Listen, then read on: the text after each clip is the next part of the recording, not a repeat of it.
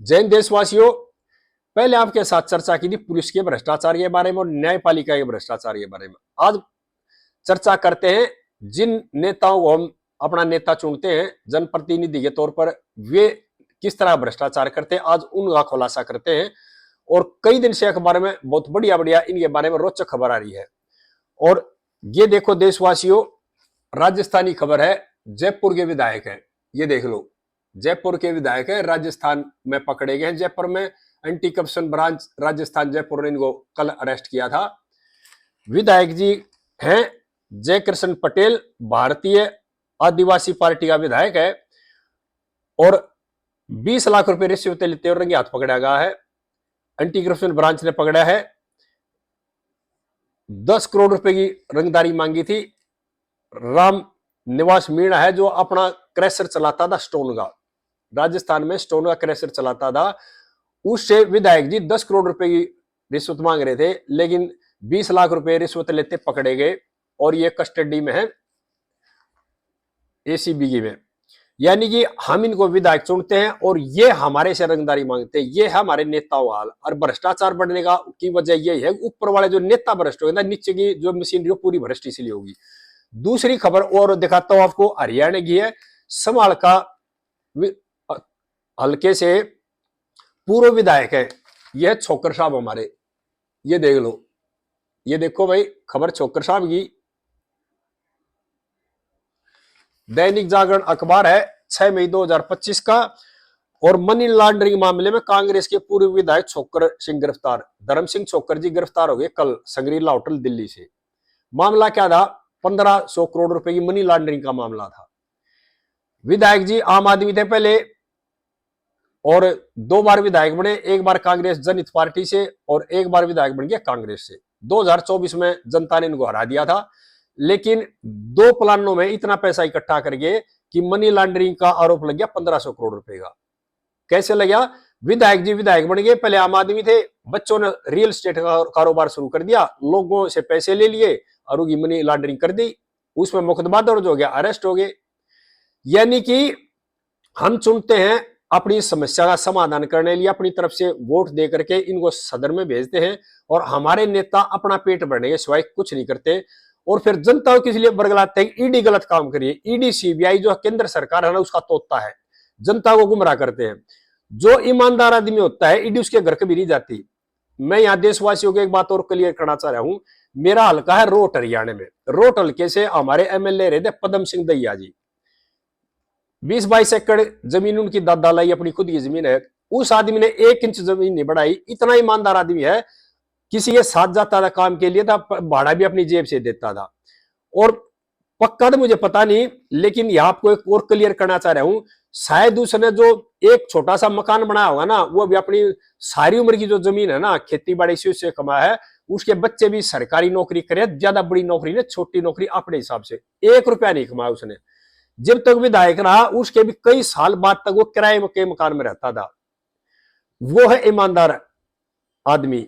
उसके घर ईडी कभी नहीं आएगी, और ईडी आएगी तो उसके घर कुछ नहीं मिलेगा। ईडी खाली हाथ जाएगी और ईडी उसको नमस्ते मार आएगी। इस तरह के ईमानदार लोग बहुत कम है। और देश की जनता को मैं ये आवेदन करना चाह रहा हूं, ईमानदार लोगों को जिताकर सदन में भेजा कर अपना भला करना चाह रहे हो, क्योंकि ये लोग अपना घर भरते, आपकी कोई परवाह नहीं, आपसे खाली वोट लेते हैं।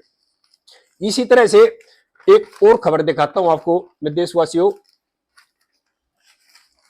ये हमारे दिल्ली से संबंधित है।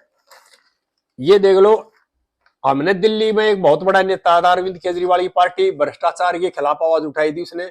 ये उन गाल देख लो, ये देखो उन्हीं खबर है। मामला क्या है? सरकारी धन के दुरुपयोग में फंसे डिप्टी सीएम सिसोदिया जी बड़े बड़े रुके मारे थे, केजरीवाल रुके मारे थे, बहुत ईमानदार है। ईमानदारी का नारा लेकर के दिल्ली की सत्ता में आए थे, लेकिन पार्टी के सारे नेता जेल में ठुक गए। किसमें? भ्रष्टाचार में। और जनता को क्या गुमराह करते हैं कि मोदी सरकार है ना, वो हमारे से चिढ़ती है, मोदी सरकार हमें झूठा फंसा रही है। झूठा कोई नहीं फंसता, झूठा जो ईमानदार नेता वो क्यों नहीं फंसते। इसी तरह से एक और दूसरी खबर दिखाता हूं, अखबार है आज का 6 मई 2025 का दैनिक जागरण पेज नंबर 3 है। ये देख लो, सीसीटीवी घोटाले में सत्येंद्र जैन और केजरीवाल का फोटो आ रहा है। ये भी घोटाला है देशवासियों। और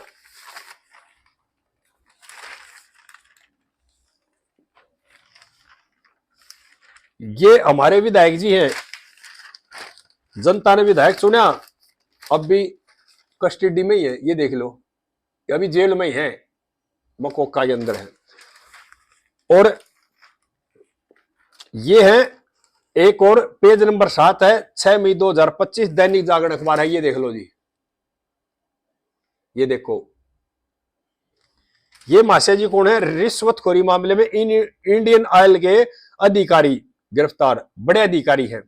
ऊपरी सी में 52 बिल्डर खाते सी जो है ये, यानी कि देश के जो बड़े आदमी है ना, वो क्या है, उन्होंने एक काम कर दिया, देश की संपत्तियों किस तरह से लूटा जाए, और कोई काम नहीं है। जनता से वोट लो, सदन में जाओ और फिर देश की संपत्ति को लूटो और जनता को बेवकूफ बनाओ, एक तरह से इस तरह का काम ये कर रहे हैं।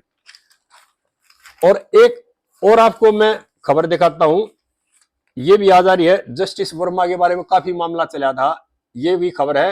हाई कोर्ट दिल्ली के जज थे, न्यायपालिका के भ्रष्टाचार के बारे में पहले बता चुका हूं, लेकिन इनकी जो रिपोर्ट है ना, कमेटी ने सीजीआई को सौंप दी है। अब सीजीआई जो फैसला करेंगे इसके बारे में सारे देश को पता लग जाएगा।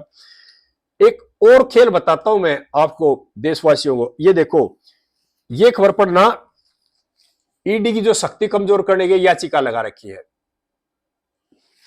खबर क्या है? ईडी की शक्तियों से जुड़ी अर्जी पर सुनवाई को पीठ का पुनर्गठन, यानी सुप्रीम कोर्ट में एक पीठ का दोबारा गठन हुआ है। अभी ईडी को जो शक्ति दी ना, जो कानून बना था, ईडी को शक्ति दे रखी थी, कुछ अभी तफ्तीश आप इस तरह से करोगे, उसको कमजोर करने के लिए सुप्रीम कोर्ट में याचिका की न लगाई थी भ्रष्ट लोगों ने। क्योंकि जो नेता हैं और जो ऊंचे पदों पर बैठे अधिकारी हैं, उन भ्रष्टों का गठजोड़ हो गया। जब सरकार ने एक अच्छा कानून बना दिया और देश का दुनिया भर का जो धन इन्होंने लूट रखा था, वो वापस पकड़ पकड़ के इनको जेल भेजने लगी सरकार, और इनका धन जब्त करके केंद्र के खजाने मारने लग गया। तो इन्होंने देखा भी ईडी की जो शक्ति बहुत मजबूत है, इसको कैसे कमजोर किया जाए। अगर किसी संगठन की, किसी कानून की शक्तियां कम कर दोगे तो भ्रष्ट लोग आराम से बचे जाएंगे। इसलिए इन्होंने एक याचिका लगा दी सुप्रीम कोर्ट में, अगर ईडी की जो शक्ति हो ज्यादा उनको कमजोर किया जाए। यानी कि आप देश को लूटोगे और देश की जनता को गुमराह करोगे और ईडी की शक्तियां कम कराओगे, और झूठा प्रचार क्या करोगे कि मोदी सरकार ने राजनीतिक द्वेष से मुकदमे दर्ज करा दिए। जो ईमानदार लोग थे उन्हें अगर क्यों नहीं गई ईडी, जो ईमानदार लोग थे उन्हें अगर सीबीआई क्यों नहीं गई। एक उदाहरण मैंने बता दिया अपने हल्के का, पद्म सिंह दैया का, कभी ईडी चली जाओ, सीबीआई चले जाए, इकट्ठे नहीं मिलेगी। कति ईमानदार, टोटली ईमानदार आदमी है, चाय भी अपनी जेब से पिलाता आदमी को। ईडी उन्हीं घर जाएगी जिसने देश का धन लूट रखा है, जिन्होंने चोरी कर रखी है, देश का खजाना लूट रखा है, गरीब लोगों के जो पैसे लूट रखे, ईडी जाएगी उन्हीं घर में। हमने विधायक बना, बच्चे आपके प्रॉपर्टी डीलर काम करने लगे, लोगों के प्लॉट बुक कर लिए, पैसे आप खा गए लोगों के, थे ईडी आपके घर जाएगी, मेरे घर आएगी, ईडी जाएगी आपके घर, अरेस्ट करेगी आप लोगों को। देश की जनता ने आपको वोट दे करके सदन में बैठाया, आपने देश के पैसे को लूट के पॉलिसियां बना करके अपना घर भर लिया, अपने रिश्तेदारों को ठेके दे दिए और उन ठेकों में घपला करके दी। ईडी घर जाएगी आपके, हमारे घर क्यों जाएगी ईडी? आप लोगों को हमने देश के लिए अच्छी पॉलिसी बनाने के लिए चुना था, आपने अपने घर के लिए अच्छी पॉलिसी बनाई, अपना पेट भरने के लिए अच्छी पॉलिसी बनाई, तो ईडी आपके घर जाएगी, दूसरे घर क्यों जाएगी ईडी?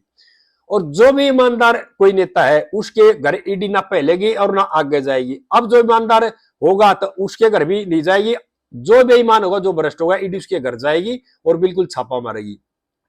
और मैं देश की जनता से कहना चाह रहा हूं, जब से 2014 में मोदी सरकार आई है, जितनी जो संपत्ति लूट रखी थी ना भ्रष्ट लोगों ने, उसका रोजगार कार्ड उठाकर देख लो, कई हजार करोड़ रुपए जो सरकारी खजाने में वापस आ चुके हैं, और कई हजार करोड़ की संपत्ति ईडी डिपार्टमेंट ने, सीबीआई ने सीज कर रखी है, जो कोर्ट में उनकी प्रक्रिया चल रही है, और कुछ देर के बाद वह प्रॉपर्टी भी भ्रष्टों की सरकारी खजाने में आ जाएगी। ये क्या करते हैं, जब ये पकड़े जाते हैं उस टाइम चिल्लाते हैं जनता की संपत्ति हासिल करने के लिए, लेकिन जब गलत काम करते हैं ना, जब बैठ के गलत फैसले करते हैं अपना भ्रष्टाचार करने के लिए, जब इनको जनता याद नहीं आती, जब इनको याद आता अपना बेटा, अपने परिवार, उनके खजाने, उनके उसमें भरते हैं। अगर आप ये पैसा गलत कमाते हो तो आपके गांव में, गांव हांड में जहां के आप रहने वाले हो, तो वहां की जनता को दो, लेकिन वहां नहीं देंगे जनता को। जनता को बिल्कुल नहीं देंगे। जनता को क्या देंगे? झूठी बातें गुमराह करेंगे और जनता से वोट लेंगे। तो मेरी देशवासियों से प्रार्थना है, ईडी और सीबीआई और इनकम टैक्स डिपार्टमेंट जो सरकारी एजेंसियां हैं वो करती हैं सरकार के इशारे में काम। अगर सरकार उनको खुली छूट देगी, ईमानदारी सरकार होगी और उनका कहीं भी भ्रष्ट आदमी पकड़ो तो ईडी पकड़ेगी, सीबीआई पकड़ेगी, इनकम टैक्स डिपार्टमेंट पकड़ेगा। जब सरकार के शीर्ष पदों में भ्रष्ट लोग बैठ जाएंगे और ईडी को कहेंगे नहीं नहीं आपने कहीं नहीं जाना है, तो ईडी चुपचाप अपने दफ्तर में बैठी रहेगी, सीबीआई चुपचाप अपने दफ्तर में बैठी रहेगी। जब से देश आजाद हुआ है और 2014 से 2025 तक का रिकॉर्ड उठा के देख लो, पिछले 60-65 साल में कितने मुकदमे दर्ज किए थे, कितनी संपत्ति पकड़ी गई थी, और इन पिछले 10-12 साल में रिकॉर्ड उठा के देख लो, जो पिछले 70 साल से उससे कई गुना ज्यादा जो सरकारी खजाना में पैसा आया है भ्रष्टाचारियों का, वो पहले कभी नहीं आया था। इसलिए चिल्ला रहे हैं। देश की जनता से मेरी प्रार्थना है, इन भ्रष्ट लोगों को पहचानो और इनके पर्दाफाश करो, और जब देश की गरीबी दूर होगी। कई नेता क्या करते हैं, गुमराह करने के लिए देश की जनता के सामने इस तरह के बयान देते हैं, क्योंकि उनको अपना पकड़ने का डर है, अपने भ्रष्टाचार उजागर होने का डर है। लेकिन उनका भ्रष्टाचार धीरे धीरे उजागर हो रहा है और इन भ्रष्ट लोगों में, भ्रष्ट नेताओं में भगदड़ मची हुई है, जिसमें भ्रष्ट अधिकारी भी है, भ्रष्ट नेता भी है और न्यायपालिका में भ्रष्ट लोग हैं। तो देशवासियों से मेरी प्रार्थना है, इन भ्रष्ट लोगों को पहचानो और इनकी शिकायत करो ईडी डिपार्टमेंट को, और जब ये देश का भ्रष्टाचार दूर होगा। आगे फिर बताऊंगा। इस वीडियो को ज्यादा से ज्यादा शेयर करें और मेरे चैनल को सब्सक्राइब करें। जय हिंद। भ्रष्टाचार की मुहिम में मेरा साथ दे। जय हिंद देशवासियों।